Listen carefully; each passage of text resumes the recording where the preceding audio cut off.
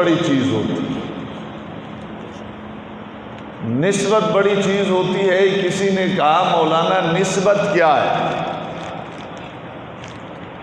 میں نے کہا نسبت کی وجہ سے عظمت ملتی ہے، رفعت ملتی ہے، شان ملتی ہے، مقام ملتا ہے، بلندی ملتی ہے۔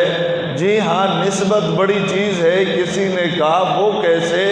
میں نے کہا مکہ مکرمہ بنا ہے تو نسبت کی وجہ سے بنا، مدینہ اگر منورہ بنا ہے تو نسبت کی وجہ سے ہے۔ آج بدر کا تذکرہ، احد کا تذکرہ، خندق کا تذکرہ، خیبر کا تذکرہ، میدانوں کا تذکرہ اس لیے ہوتا ہے نا کہ بدر میں نبوت کے قدم آئے، احد میں نبوت کے قدم آئے، خندق میں نبوت کے قدم آئے، خیبر میں نبوت کے قدم آئے، پہاڑوں پہ نبوت کے قدم آئے، غار ثور میں نبوت کے قدم آئے۔ جس کی نسبت نبی کے قدموں کے ساتھ جڑ گئی، اگر میدان تھا تو بلند ہو گیا، چٹان تھا تو بلند ہو گیا، پہاڑ تھا تو بلند ہو گیا، شہر تھا تو بلند ہو گیا، گلی تھی تو بلند ہو گئی۔ جی ہاں، نسبت جہاں جڑتی چلی گئی وہاں عظمت ملتی چلی گئی۔ کیا آپ نے نہیں دیکھا؟ یہ میرا تجربہ ہے، آپ بھی دیکھتے ہیں۔ ایک آدمی نے مسجد میں قدم رکھا، مسجد میں آتے ہوئے مسجد کی الماری سے اس نے قرآن اٹھایا، قرآن سے پہلے قرآن کا جزدان اٹھایا، اٹھا کر جزدان کو، اس کپڑے کو سینے سے لگایا، آنکھوں سے لگایا، پھر اس کو چوما۔ میں نے روکا، میں نے کہا یہ جزدان کو تو نے سینے سے لگایا، آنکھوں سے لگایا، وہ بھی کپڑا ہے۔ میں نے کہا یہ رومال بھی کپڑا ہے۔ آپ اس کپڑے کو اٹھائے، سینے سے لگائے، آنکھوں سے لگائے، پھر اس کو چومے۔ کہنے لگا مولانا یہ رومال بھی کپڑا ہے، جزدان بھی کپڑا ہے، لیکن فرق ہے۔ میں نے کہا کیا فرق ہے؟ کہنے لگا فرق یہ ہے یہ بھی کپڑا تھا، نسبت قرآن کی وجہ سے کپڑا کپڑوں کا سردار بن گیا۔ تو نسبت بڑی چیز ہوتی ہے۔ میں بات کا خلاصہ کروں، نسبت کی وجہ سے عظمتیں ملتی ہیں، اس سے انکار کوئی نہیں۔ آپ بھی انسان ہیں، میں بھی انسان ہوں، آپ بھی مسلمان ہیں، میں بھی مسلمان ہوں، آپ بھی کلمہ پڑھتے ہیں، میں بھی کلمہ پڑھتا ہوں، آپ بھی قرآن پڑھتے ہیں، ہم بھی نماز پڑھتے ہیں، ہم روزہ رکھتے ہیں، ہم حج کرتے ہیں، ہم ذکر کرتے ہیں، ہم تلاوت کرتے ہیں، ہم نبی کو مانتے ہیں، نبی کو خاتم الانبیاء مانتے ہیں، ہم بھی انسان ہیں۔ خلقتہ بیدیہ، یہ انسانوں کے بارے میں کہا گیا ہے، هو الذی خلق لکم ما فی الارض جمیعا، انسانوں کے لیے کہا گیا ہے۔ لیکن دیکھو نا، ہم بھی انسان ہیں، صحابہ بھی انسان تھے، ہم بھی قرآن پڑھتے ہیں، صحابہ بھی قرآن پڑھتے تھے، ہم بھی نماز پڑھتے ہیں، صحابہ بھی نماز پڑھتے تھے، ہم بھی روزہ رکھتے ہیں، صحابہ بھی روزہ رکھتے تھے، ہم بھی اسی قرآن کو مانتے ہیں، صحابہ بھی اس قرآن کو مانتے ہیں۔ لیکن جو عظمت صحابہ کو حاصل ہے وہ آپ کو حاصل نہیں، مجھے حاصل نہیں۔ ہمیں کیا حاصل ہو؟ کائنات کے سارے اولیاء کو جمع کرو، ان کی عظمتوں کو جمع کرو، کائنات کے سارے اولیاء، سارے قطب، سارے ابدال مل کر ایک صحابی کے قدموں تک نہیں پہنچ سکتے۔ کسی نے کہا یہ فرق کیوں ہے؟ نماز وہ بھی پڑھے، نماز ہم بھی پڑھے، تلاوت وہ بھی کرے، تلاوت ہم بھی کرے، ذکر وہ بھی کرے، ذکر ہم بھی کرے، آخر یہ فرق کیوں ہے؟ میں نے کہا فرق یہ ہے، صحابہ کے پاس ایک نسبت ہے، اہل بیت کے پاس ایک نسبت ہے، صحابہ کے پاس جو نسبت ہے وہ ہمارے پاس پاس نہیں، اہل بیت کے پاس جو نسبت ہے وہ ہمارے پاس نہیں۔ اس نسبت نے صحابہ کو، اہل بیت کو امت کا سردار بنا دیا ہے۔ وہ ان کے پاس ایک نسبت ہے، ہمارے پاس وہ نسبت نہیں۔ وہ اس نسبت کی وجہ سے انہیں عظمت ملی ہے، وہ نسبت اتنی اعلیٰ ہے، وہ نسبت ان کے پاس ہے، صحابہ کے پاس ہے، اہل بیت کے پاس ہے۔ جو نسبت ان کے پاس ہے وہ امام اعظم ابو حنیفہ کے پاس نہیں، شافعی کے پاس نہیں، مالک کے پاس نہیں، امام احمد بن حنبل کے پاس نہیں، امام بخاری کے پاس نہیں، مسلم کے پاس نہیں، نسائی کے پاس نہیں، ابن ماجہ کے پاس نہیں، پیران پیر کے پاس نہیں، علی حجویری کے پاس نہیں، معین الدین چشتی کے پاس نہیں۔ وہ جو نسبت صحابہ کے پاس ہے وہ عام امتیوں کے پاس نہیں۔ اس لیے حافظ ابن حجر اسقلانی نے لکھا ان شان الصحابتی لا یعدلہ شیء، مقام صحابیت کو نہ کوئی ولی پہنچ سکتا ہے، نہ کوئی قطب پہنچ سکتا ہے، نہ کوئی نمازوں سے اس مقام تک پہنچ سکتا ہے، نہ کوئی ذکر سے پہنچ سکتا ہے، نہ کوئی حج سے پہنچ سکتا ہے، نہ کوئی زکوٰۃ سے پہنچ سکتا ہے، نہ کوئی جہاد سے پہنچ سکتا ہے، نہ کوئی شہادت سے مقام صحابیت حاصل کر سکتا ہے۔ وجہ کیا ہے؟ نمازوں سے کوئی صحابی نہ بنے، روزوں سے نہ بنے، حج سے نہ بنے، زکوٰۃ سے نہ بنے۔ وہ نسبت کیا ہے جس نے ان کو صحابی بنایا؟ تو جواب ملا ان کے پاس ایک نسبت ہے جو عام امت کے پاس نہیں۔ وہ نسبت کیا ہے؟ انہوں نے ایمان کی حالت میں نبی کو دیکھا ہے، ہم نے نہیں دیکھا۔ صحابہ نے نبی کو دیکھا، ہم نے نہیں دیکھا۔ یہ نسبت ابو بکر کے پاس ہے، آپ کے پاس نہیں، میرے پاس نہیں، علماء کے پاس نہیں۔ یہ نسبت عمر کے پاس ہے، عثمان کے پاس ہے، علی کے پاس ہے، معاویہ کے پاس ہے۔ وہ نسبت ہمارے پاس نہیں ہے۔ اس نسبت نے صحابہ کو امت کا سردار بنا دیا۔ اس لیے علماء لکھتے ہیں اہل سنت کا عقیدہ ہے اگر کوئی صحابی ہے، نماز ایک نہیں پڑھی، روزہ ایک نہیں رکھا، حج ایک نہیں کیا، زکوٰۃ ایک پیسہ بھی نہیں دیا، بس صحابی ہے تو جنتی ہے۔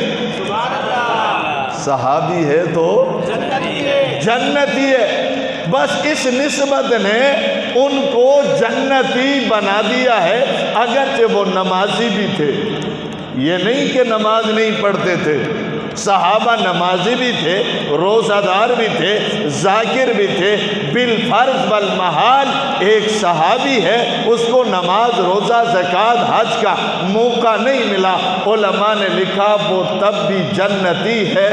وہ ایک نوجوان آیا، چرواہا تھا، آقا ایک سفر میں تھے، ایک سفر جہاد میں تھے، نبی کے پاس حاضر ہوئے، عرض کیا اللہ کے رسول مجھے کلمہ پڑھاؤ، میں صحابی بننا چاہتا ہوں، میں مومن بننا چاہتا ہوں۔ نبی نے کلمہ پڑھایا، آنے والے نے کلمہ پڑھا، پھر آقا سے عرض کیا آقا کلمہ تو میں نے پڑھ لیا ہے، اب میں کیا کروں؟ نماز پڑھوں، تلاوت کروں، ذکر کروں، حج کروں، زکوٰۃ دوں؟ آقا نے فرمایا آپ نے ابھی کلمہ پڑھا، نماز کا تو وقت ہے نہیں، زکوٰۃ تیرے اوپر ہے نہیں، حج کا زمانہ ہے نہیں، اس لیے آپ ایسے کر، یہ تلوار اٹھا، میدان جہاد میں ہے، جہاد کر۔ وہ ابھی کلمہ پڑھا، نماز ایک نہیں پڑھی، روزہ ایک نہیں رکھا، حج ایک نہیں کیا، صحابی بن گیا، میدان میں اترا، اسی وقت شہید ہو گئے۔ اور جب جنازہ لایا گیا، رحمت کائنات نے اس کے چہرے کو دیکھا، مسکرا اٹھے۔ صحابہ نے عرض کیا اللہ کے رسول مسکرائے کیوں ہو؟ آقا نے فرمایا میں اس لیے مسکرا رہا ہوں کہ دیکھو نماز ایک نہیں، اس کے بعد روزہ بھی نہیں، حج بھی نہیں، تلاوت بھی نہیں، ذکر بھی نہیں، صدقہ بھی نہیں، خیرات بھی نہیں، ابھی کلمہ پڑھا، صحابی بنا، جیسے ہی شہید ہوا حور استقبال کے لیے آ گئے اور جنت کا دروازہ اس کے لیے کھل گیا۔ تو اس یہ نسبت بڑی چیز۔ پھر ان کے پاس وہ نسبت اتنی بڑی ہے. نماز ہم بھی پڑھتے ہیں. آج کل ذہن میں آتا ہے جدید دور ہے, سوشل میڈیا کا دور ہے, تعلیم کا دور ہے, تو ہر کوئی کہتا ہے دیکھو نا, انسان تو صحابہ بھی ہیں, انسان تو اہل بیت بھی ہیں, انسان تو ہم بھی ہیں, ہم میں ان میں یہ فرق کیوں ہے, وہ اتنا عظیم کیوں ہے, وہ اتنا اعلیٰ کیوں ہے, انسان وہ بھی, انسان ہم بھی. میں نے کہا دیکھو, پانی آپ کے کورنگی کا پانی بھی پانی ہے, میرے لیاری کا پانی بھی پانی ہے, آب زمزم بھی پانی ہے. آب زمزم میں کورنگی کے پانی میں کوئی فرق ہے کہ نہیں ہے؟ بولو نا, ہے نہیں ہے؟ بولیں گے ہے نہیں ہے؟ بھائی یہ بھی پانی ہے, وہ بھی, اور کورنگی اور لیاری کا پانی کوئی صدقے میں دے تو لوگ پینے کے لیے تیار نہیں ہے. آب زمزم تو وہاں سے اٹھا کر کرایہ دے کر لایا جاتا ہے. حالانکہ پانی یہ بھی ہے, پانی وہ بھی ہے, لیکن اس پانی میں اس پانی میں فرق ہے نا. فرق کیوں ہے؟ پانی وہ بھی ہے, پانی یہ بھی ہے, کئی فرق ہیں. ایک فرق تو یہ ہے کہ ایک گلاس میں آپ کورنگی کا پانی ڈال دو, دوسرے گلاس میں آب زمزم ڈال دو, 1 مہینہ 2 مہینہ سال رکھ دینا, پھر دیکھ لینا کورنگی کا پانی بدل جائے, لیاری کا پانی بدل جائے, کراچی کا پانی بدل جائے, دریا کا پانی بدل جائے گا, چشمے کا پانی بدل جائے گا, کنویں کا پانی بدل جائے گا. آب زمزم نہیں بدلتا, رنگ نہیں بدلتا, ذائقہ نہیں بدلتا, بو نہیں بدلتی. کسی نے کہا کہ یہ رنگ, ذائقہ اور بو بدلتی کیوں نہیں ہے؟ میں نے کہا کیسے بدلے؟ آب زمزم کو ایک نبی کی ایڑی لگی ہے. جب ایک نبی کی ایڑی لگی, ہزاروں سال گزر گئے, آب زمزم بدلتا بھی نہیں, پانیوں کا سردار بن گیا ہے. اور صحابہ امت کے سردار اس لیے ہیں, ان کو عام نبی کی نہیں, امام الانبیاء کا سینہ لگا ہے, مجلس لگی. عرض کر رہا تھا, کہا جاتا ہے کہ وہ بھی انسان, ہم بھی انسان, نماز ہم بھی پڑھیں وہ بھی پڑھیں, روزہ ہم بھی رکھیں وہ بھی رکھیں, جہاد ہم بھی کریں وہ بھی کریں, قرآن ہم بھی پڑھتے ہیں قرآن وہ بھی پڑھتے ہیں, فرق کیا ہے؟ میں نے کہا حاجی صاحب بہت فرق ہے. کہنے لگا کیا فرق؟ میں نے کہا نماز پڑھتے ہو؟ کہنے لگا ہاں پڑھتا ہوں. میں نے کہا کس کے پیچھے؟ کہنے لگا مولانا معاویہ کے پیچھے. کہنے لگا میں تو نمازیں پڑھتا ہوں مولوی کے پیچھے. میں نے کہا یہی تو فرق ہے, ہم نماز پڑھتے ہیں مولوی کے پیچھے, صحابہ نماز پڑھتے تھے نبی کے پیچھے. مولوی کے پیچھے نماز پڑھنے میں, نبی کے پیچھے نماز پڑھنے میں کوئی فرق ہے کہ نہیں؟ بولو. ہم میں صحابہ میں یہی تو فرق ہے. کلمہ ہم نے بھی پڑھا, آپ نے بھی پڑھا. آپ نے کلمہ مولوی سے پڑھا, ابو بکر نے کلمہ نبی سے پڑھا تھا, عمر نے کلمہ نبی سے پڑھا تھا, عثمان نے کلمہ نبی سے پڑھا تھا, علی نے کلمہ نبی سے پڑھا تھا, صحابہ نے کلمہ نبی سے پڑھا تھا, اہل بیت نے کلمہ نبی سے پڑھا تھا. ہم میں ان میں یہی فرق ہے. قرآن ہم بھی پڑھتے ہیں, ہم نے قرآن قاری سے پڑھا ہے, صحابہ نے قرآن خود نبی سے پڑھا ہے. جی ہاں, ان کے پاس ایک نسبت ہے. اس نسبت کی وجہ سے وہ اتنے عظیم ہو گئے, اتنے اعلیٰ ہو گئے, اتنے بلند ہو گئے, اتنے بالا ہو گئے. قرآن نے اعلان کر دیا وَكُلًّا وَعَدَ اللَّهُ الْحُسْنَى. کیا کہا؟ کیا کہا؟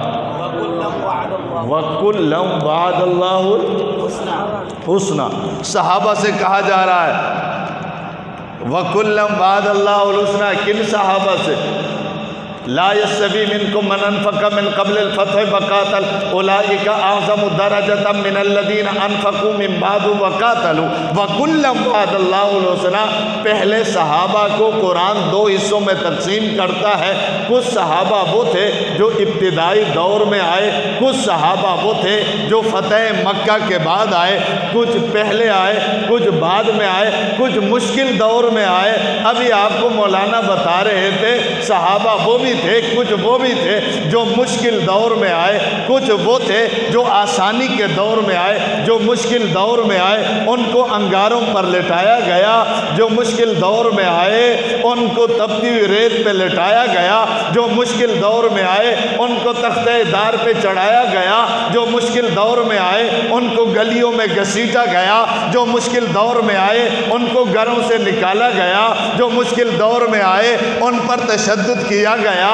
جی ہاں، ایک وہ تھے جو مشکل دور میں آئے، بعض صحابہ وہ تھے جو فتح مکہ کے بعد آئے، لیکن قرآن کہتا ہے جو پہلے آئے وہ بھی جنتی ہیں، جو بعد میں آئے وہ بھی بس جو صحابی بن گیا وہ۔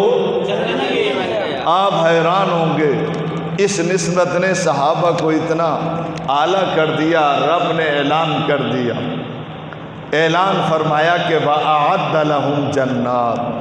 اے دنیا والو، صحابہ کی عظمت یہ ہے کہ میں نے جنت بنائی صحابہ کے لیے۔ جنت کس کے لیے؟ یہ قرآن پڑھ رہا ہوں، قرآن پڑھ رہا ہوں۔ رب اعلان کرتا ہے وَأَعَدَّ لَهُمْ، میں نے جنت بنائی ان کے لیے۔ جب یہ آیت اتر رہی تھی، نبی پڑھ کر سنا رہے تھے تو سامنے کون تھے؟ مولوی تھے، پیر تھے، قطب تھے، ابدال تھے، کون تھے؟ کون تھے؟ تو رب اعلان کرتے ہیں میں نے جنت بنائی ان کے لیے۔ یہ ان کون ہے؟ یہ کون ہے؟ کسی نے مجھ سے کہا کہ مولانا جنت بنی ہے صحابہ کے لیے، پھر ہم جو نمازیں پڑھتے ہیں ہم تو جنت کے لیے پڑھتے ہیں، ہم جو روزہ رکھتے ہیں، حج کرتے ہیں، ذکر کرتے ہیں، تلاوت کرتے ہیں، عبادت کرتے ہیں، تہجد کی نماز پڑھتے ہیں، ہم تو اس لیے پڑھتے ہیں جنت مل جائے۔ اور تو نے آج اچھا بیان کیا کہ جنت تو بنی صحابہ کے لیے ہے، پھر ہماری نمازوں کا، روزے کا، زکوٰۃ کا، حج کا، جہاد کا، ذکر کا، تلاوت کا کیا بنے گا؟ میں نے کہا پریشان ہونے کی ضرورت نہیں۔ کہا پریشانی کی تو بات ہے نا کہ جنت بنی صحابہ کے لیے، جب ان کے لیے بنی ہے تو ہمیں صحابہ جنت میں جانے کیوں دیں گے؟ جب جنت صحابہ کی جاگیر ہے، ان کے لیے بنی ہے، ان کا محل ہے، پھر وہ ہمیں جانے کیوں دیں گے؟ میں نے کہا پریشان کیوں ہوتا ہے؟ ایک جگہ محل بن رہا تھا، میں نے پوچھا یہ محل کس لیے ہے؟ مجھے جواب ملا یہ محل بادشاہ کے لیے ہے۔ میں نے کہا بادشاہ کے لیے ہے؟ کہنے لگا ہاں بادشاہ کے لیے ہے۔ پھر محل بن گیا، محل بننے کے بعد میں نے دیکھا وہ محل جو بادشاہ کے لیے بنا تھا، اس محل میں اکیلے بادشاہ نہیں تھے، خادم بھی محل میں تھے، خدمتگار بھی محل میں تھے، مالی بھی محل میں تھے، تابع دار بھی محل میں تھے۔ میں نے کہا محل کس کا؟ کہنے لگا بادشاہ کا۔ میں نے کہا یہ سارے لوگ وہاں کیوں رہتے ہیں؟ کہنے لگا یہ بادشاہ کی تابع داری، خدمتگاری کی وجہ سے یہ محل میں رہتے ہیں۔ تو میں نے کہا بات سمجھ میں آ گئی، جنت بنی ہے صحابہ کے لیے، ہر مسلمان جنت میں جائے گا صحابہ کی تابع داری میں جائے گا۔ صحابہ کی والسابقون الاولون من المہاجرین والانصار والذین اتبعوہم بإحسان رضی اللہ عنہم ورضوا عنہ۔ قرآن نے اعلان کر دیا مہاجر صحابہ جنتی، انصار صحابہ جنتی، جنت ان کے لیے ہے۔ ربا اور کون جنت میں جائے گا؟ فرمایا جو ان کی تابعداری کرے، جو ان کی نہیں سمجھیں تو مزید آسان کر دیں۔ قرآن نے کہہ دیا کہ اس دور میں جنتی صحابہ ہیں، اس دور میں جنتی سپاہ صحابہ والے ہیں۔ سبحان اللہ۔ میں آسان کر دوں، قرآن نے کہہ دیا اس دور میں جنتی صحابہ ہیں، اس دور میں جنتی۔ مجھ سے کسی نے کہا کہ مولانا آپ نے جنت کو بہت محدود کر لیا۔ میں نے کہا کیوں؟ کہا اس دور میں جنتی صحابہ، اس دور میں جنتی سپاہ صحابہ، یہ بیچارے تبلیغی کدھر جائیں گے؟ یہ مجاہدین کدھر جائیں گے؟ یہ دیوبندی بریلوی اہل حدیث کدھر جائیں گے؟ میں نے کہا جنت کو میں نے محدود نہیں کیا، جنت کو مولوی صاحب تم نے محدود کیا۔ کہنے لگا میں نے کیسے کیا؟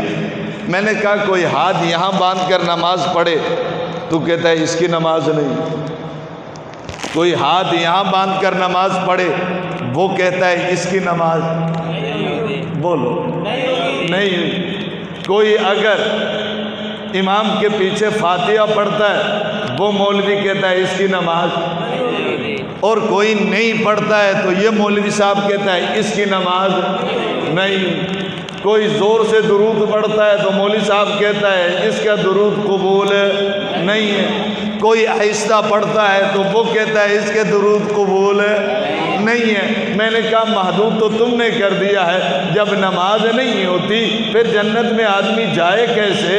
میں نے کہا محدود تم نے کیا، میں نے نہیں کیا۔ کہنے لگا محدود ہی ہے نا، اس دور میں جنتی صحابہ، اس دور میں جنتی سپاہی صحابہ۔ میں نے کہا سپاہی صحابہ کسی جماعت کا نام نہیں ہے، کسی تنظیم کا نام نہیں ہے، کسی تحریک کا نام نہیں ہے۔ کہنے لگا پھر سپاہی صحابہ کون ہے؟ میں نے کہا جس کا کلمہ صحابہ سے ملتا ہے وہ صحابہ کا سپاہی، جس کی نماز صحابہ سے ملے، روزہ صحابہ سے ملے، حج صحابہ سے ملے، زکوٰۃ کا طریقہ صحابہ سے ملے، قرآن صحابہ سے ملے، وہ اپنے آپ کو صحابہ کا سپاہی کہے تب بھی ہے، نہ کہے تب بھی ہے۔ یہ تو ہو ہی نہیں سکتا۔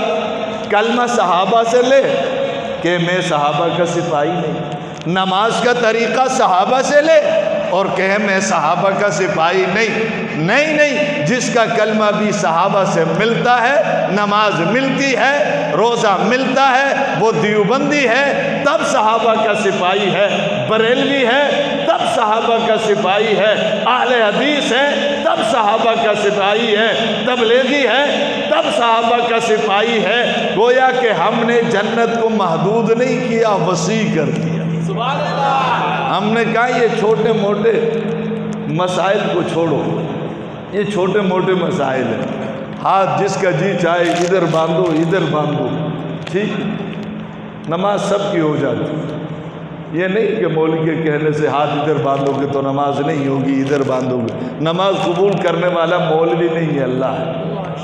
اس لیے یہ چھوٹے چھوٹے مسائل ہیں، یہ آج کل کے مسائل نہیں ہیں، بہت پرانے مسائل، بہت ہے، ہر دور میں اختلاف رہا ہے۔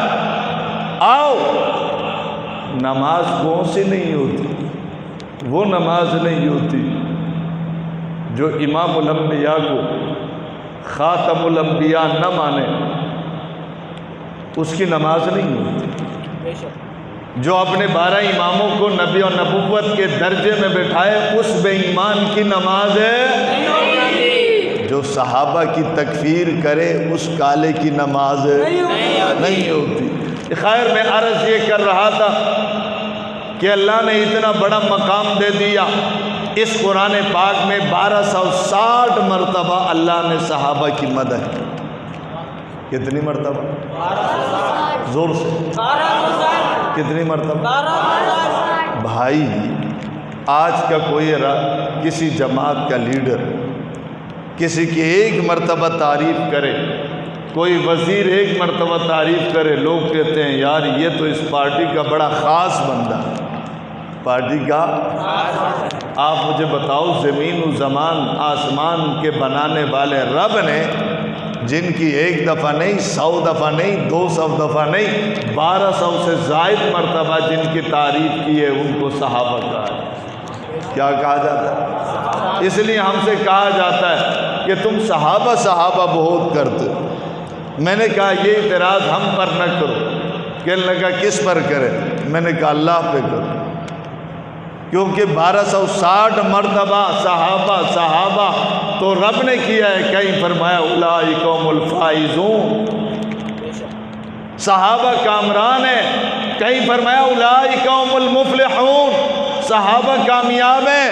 کہیں فرمایا اولئک هم الصادقون، صحابہ سچے ہیں۔ کہیں فرمایا اولئک هم الراشدون، صحابہ ہدایت یافتہ ہیں۔ کہیں اعلان فرمایا اولئک هم المؤمنون حقا، صحابہ پکے مومن ہیں۔ کہیں فرمایا وَكَتَبَ فِي قُلُوبِهِمُ الْإِيمَانَ، صحابہ کے دلوں میں نے ایمان لکھ دیا ہے۔ کہیں اعلان فرمایا امتحن اللہ قلوبہم، میں نے صحابہ کے دلوں کا امتحان لیا ہے۔ کہیں فرمایا التائبون صحابہ، عابدون صحابہ، حامدون صحابہ، راکعون صحابہ، ساجدون صحابہ، الامرون بالمعروف صحابہ، والناہون عن المنکر صحابہ۔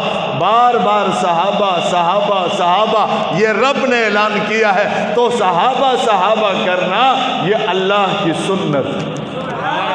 کس کی سنت ہے؟ کس کی سنت ہے؟ اور کسی نے کہا آخری بات عرض کہ مولانا یہ صحابہ صحابہ کیوں کرتے ہو؟ میں نے کہا صحابہ صحابہ اس لیے کرتے ہیں، ہمارے پاس جو دین ہے، جو کلمہ ہے، جو نماز ہے، جو روزہ ہے، یہ سب کچھ نبی سے لینے والے کون ہیں؟ ہم تک پہنچانے والے کون ہیں؟ ظاہر بات ہے یہ واسطہ ہیں، یہ پل ہے ہمارے اور نبی کے درمیان۔ اگر یہ واسطہ ختم ہو گیا، نماز نہیں بچتی، روزہ نہیں بچتا، حج نہیں بچتا۔ یہی تو وجہ ہے۔ حضرت مولانا شیخ الحدیث مولانا زکریا نے ایک کتاب لکھی، اس کا نام ہے فضائل اعمال۔ کیا نام ہے؟ کیا نام ہے؟ آپ لوگوں نے وہ کتاب دیکھی ہے؟ آپ لوگوں میں سے اکثر نے وہ کتاب پڑھی بھی ہوگی، سنی بھی ہوگی، سنائی بھی ہوگی، لیکن غور نہیں کیا ہوگا۔ فضائل اعمال دوبارہ آپ اٹھائیں کل۔ اس میں کیا ہے؟ نماز کے فضائل، روزے کے فضائل، تبلیغ کے فضائل، ذکر کے فضائل، یہی چیزیں ہیں۔ یعنی نماز کا تذکرہ، روزے کا تذکرہ، ذکر کا تذکرہ، یہی چیزیں یا کچھ اور؟ لیکن آپ وہ کتاب اٹھا کر دیکھیں، اس کتاب میں روزے کا تذکرہ بعد میں ہے، نماز کا تذکرہ بعد میں ہے، ذکر کا تذکرہ بعد میں ہے، صحابہ کا تذکرہ پہلے۔ سبحان اللہ۔ وہ کتاب آپ اٹھا کر دیکھیں، حکایات الصحابہ کے نام سے ان کے واقعات، ان کا ایمان، ان کا خلوص، پہلے جز میں صحابہ کا ذکر ہے، نماز بعد، روزہ بعد میں، حج بعد میں۔ کیوں؟ کیا شیخ زکریا نے ایسے ہی لکھ دیا؟ نہیں، وہ ہمیں بتانا چاہتے ہیں آگے جو نماز، روزہ، زکوٰۃ، حج، یہ جو مسائل آ رہے ہیں، یہ ہم تک پہنچانے والے صحابہ ہیں، ان کو دل میں بٹھاؤ تب ان پر اعتماد ہو سکتا ہے۔ اس لیے یہ صحابہ کی تعریف کرنا، ان کا دفاع کرنا وقت کی اہم ضرورت ہے۔ مساجد میں ان کا تذکرہ ہو، مدارس میں ان کا تذکرہ ہو، مساجد میں درس قرآن ہو، درس حدیث ہو، حکایات الصحابہ کی تعلیم ہو، صحابہ کا تذکرہ اس دور میں انتہائی ضروری ہے۔ کوشش کریں گے انشاءاللہ۔ وما علینا الا البلاغ، اللہم رب